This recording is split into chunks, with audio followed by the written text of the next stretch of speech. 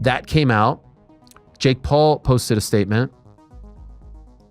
Gervonta Davis is an actual walking human piece of garbage. Working with him is an absolute, Tank Davis has a checkered past. He had a checkered past when this fight was made.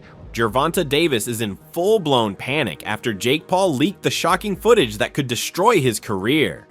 The video rips apart the fake image of a champion and shows the brutal reality behind the gloves. What Jake Paul just showed is a public execution of Gervonta's reputation. Immediately initiated an investigation upon learning of the civil lawsuit filed against Gervonta Davis in Miami-Dade County on October 30th, 2025. This just broke the boxing world in half. 1 second, everyone was hyped for fight week, waiting for Jake Paul and Gervonta Tank Davis to settle their feud in the ring. Next, everything stopped. A video hit social media, a short, shaky clip that sent millions into disbelief. You could hear shouting, fear, and chaos, and the man in the footage looked a lot like Gervonta Davis. Within minutes, Jake Paul posted it with a caption so cold and deliberate it froze the internet. What followed wasn't outrage, it was an explosion. I seen another article that said that they pitched to Mayweather. I seen that one, and some other big names as well. And the clip showed everything the public wasn't supposed to see. Davis towering over his ex, yelling, throwing objects, grabbing her by the neck, dragging her across the room like she wasn't human. Her screams weren't just noise, they were panic, the kind that makes your stomach twist. The man in that footage wasn't a world champion. He was a coward. You could see the fear in her face, the control in his eyes, and the absolute silence from the people around them who didn't dare intervene. It wasn't just violence, it was domination. Yeah, just a lot of punching down, practicing, hitting below my knees, and a lot of speed. He warming up. We're now. sparring. That's what we need.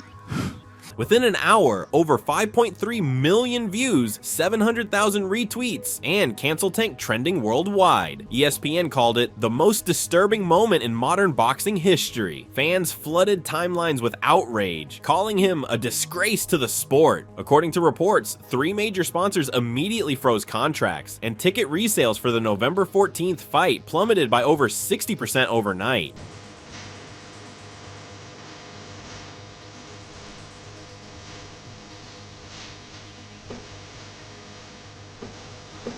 Jake Paul didn't say much. He didn't have to. His post said it all. No fight with abusers, period. One sentence, millions of reactions. The world didn't see a champion anymore. It saw the truth. A man who could throw punches in the ring, but lost his soul outside of it. He's much stronger, much bigger, but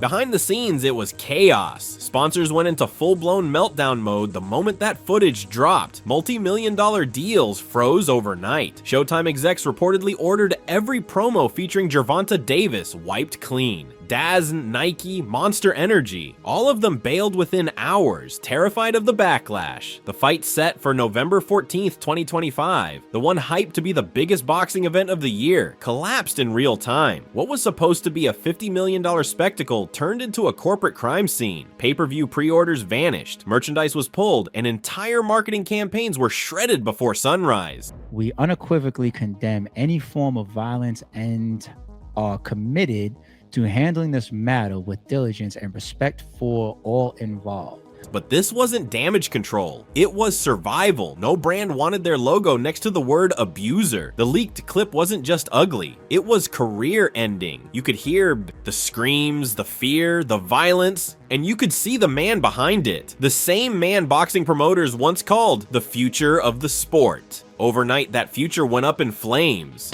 Man, people are always gonna say this shit. Like, I'm just sick of it, man. What do people have to say? Come on, keep on saying it, whatever you got. This is what I do, bro. This is why I'm the biggest in the sport. This is why everyone... Jake Paul didn't just leak a video. He detonated a legacy. The internet crowned him executioner. And Davis, he became the face of everything rotten in boxing. So now the question isn't if Gervonta fights again. It's who would ever dare to let him. Flicks here at the Kaseya Center, Miami, Florida.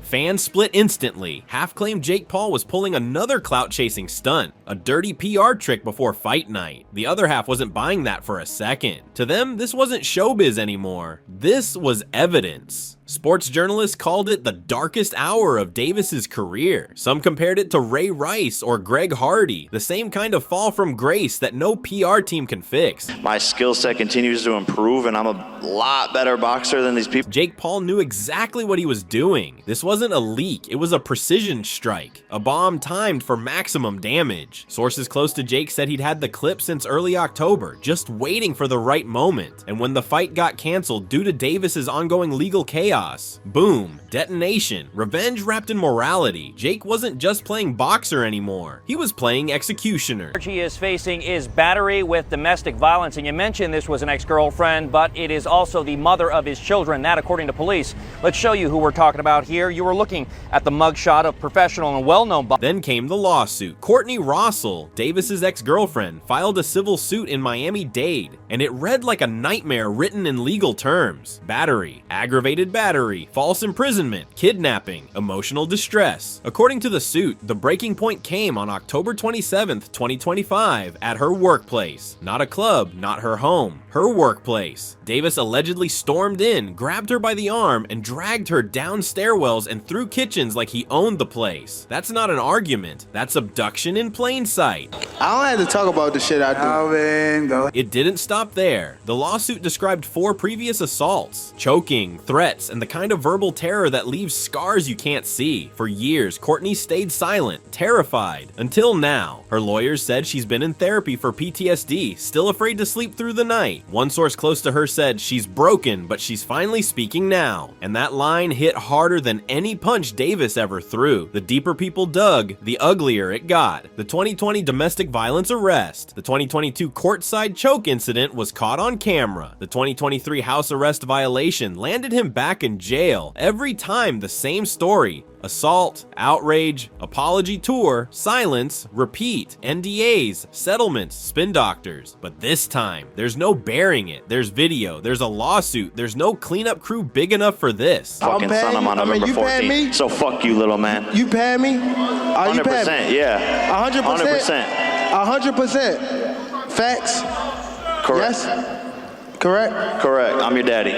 And honestly, the warning signs were flashing long before this implosion. Remember that press conference with Jake Paul? Cameras flashing, crowd screaming. You could cut the tension with a knife. Jake didn't just press buttons, he smashed them. How much you think you'll weigh in? He asked. With or without the ankle monitor? The crowd lost it. Davis tried to laugh it off, but Jake wasn't done. You wear handcuffs to weigh-ins too.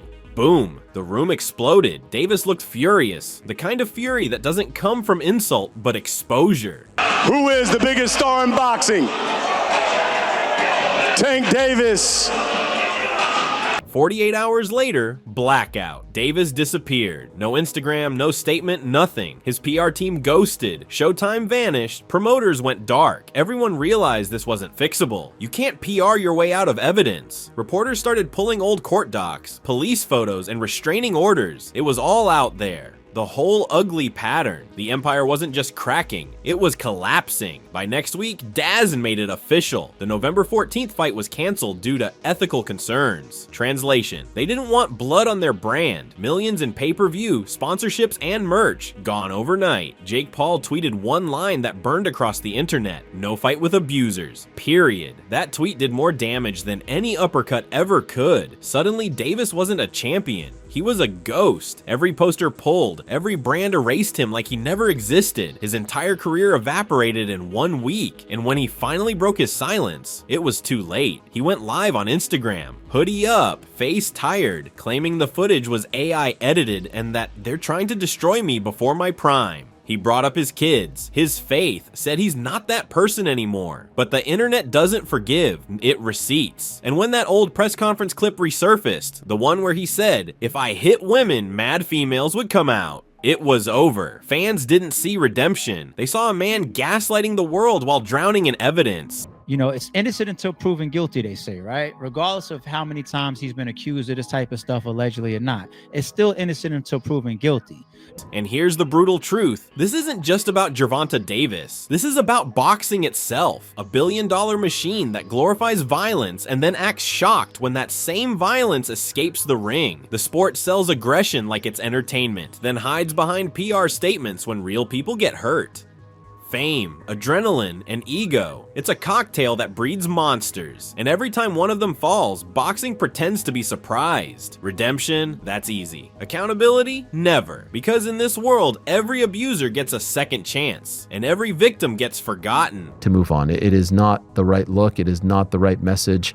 It calls into question everything that they're. Now that's changing. With the Miami-Dade civil trial looming, cracks are showing everywhere. New witnesses are coming forward, and sources claim security footage from Courtney Rossell's workplace, the same place she says Davis dragged her through a stairwell and pinned her against a car, could soon surface. If that footage drops, it's over. No spin, no excuses, no comeback fights. Davis's empire is already bleeding. His fan base is splitting in two, half clinging to the myth, half ready to burn it down.